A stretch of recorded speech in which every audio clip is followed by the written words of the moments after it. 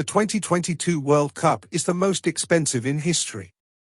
See where the investments were made. The 2022 World Cup is already considered to be the most expensive of all time. Spending on the tournament has been growing since 1994, the year the United States hosted the Games. It is estimated that Qatar, host country for this year's World Cup, has invested $220 billion. These expenses are related to the country's new stadiums that cost around $10 billion, a considerable increase from the $4 billion proposed in the initial offering. The World Tournament matches will be held in 8 stadiums. Unlike what happened in other editions of the Games, the distance between one game and another will not be so long. The longest distance between the World Cup stadiums in Qatar is 75 kilometers. The cities where the stadiums are located are Doha, Wakrah, Khor and Al Rayyan.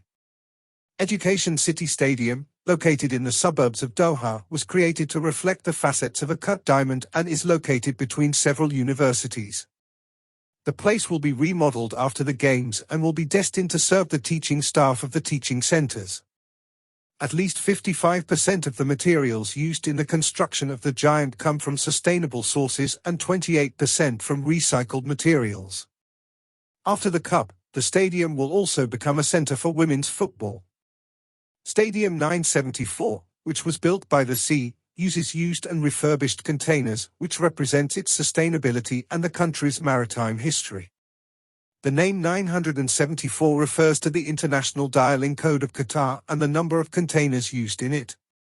The existing Khalifa International Stadium, before the renovation, functioned as a minor athletics and football arena. It served as the venue for major events and matches with the country's national team. Finally, the Al Thummar Stadium was designed by Qatari architect Ibrahim Jada to resemble a traditional Arab hat, the ghafia, worn by men and boys across the Middle East. However, this leaves around $210 billion to be accounted for.